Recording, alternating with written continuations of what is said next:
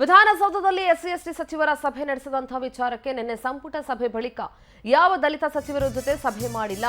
ಬೆಂಗಳೂರಿನಲ್ಲಿ ಗೃಹ ಸಚಿವ ಡಾಕ್ಟರ್ ಜಿ ಪರಮೇಶ್ವರ್ ಸ್ಪಷ್ಟನೆಯನ್ನ ಕೊಟ್ಟಿದ್ದಾರೆ. ಸಂಪುಟ ಸಭೆಯ ಬಳಿಕ ಯಾವ ದಲಿತ ಸಚಿವರ ಜೊತೆಗೂ ನಾನು ಸಭೆ ಮಾಡಿಲ್ಲ.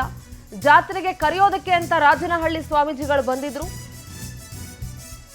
ಜಾತ್ರೆಗೆ ಕರೆಯೋದಕ್ಕೆ ಸ್ವಾಮೀಜಿಗಳು ನನ್ನ ಕೊಠಡಿಗೆ ಬಂದಿದ್ರು.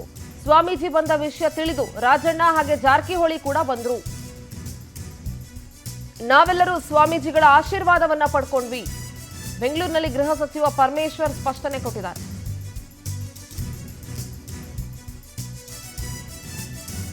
ನಾವು ಯಾವುದೇ ಸಭೆ ನಡೆಸಿಲ್ಲ, ಜಾತ್ರೆಗೋಸ್ಕರ ಕರೆಯೋದಕ್ಕೆ ಅಂತ ಸ್ವಾಮೀಜಿ ಬಂದಿದ್ರು. ಆಗ ರಾಜಣ್ಣ ಹಾಗೆ ಸತೀಶ್ ಇಬ್ರು ಕೂಡ ನನ್ನ ಕೊಠಡಿಗೆ ಬಂದು ಗುರುಗಳ ಆಶೀರ್ವಾದವನ್ನ ಪಡ್ಕೊಂಡ್ರು ಅಂತ ಹೇಳಿದ್ದಾರೆ.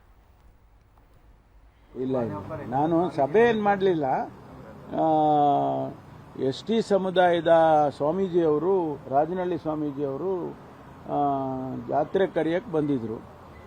ನನ್ನ ಚೇಂಬರಲ್ಲೇ ಬಂದಿದ್ದರು.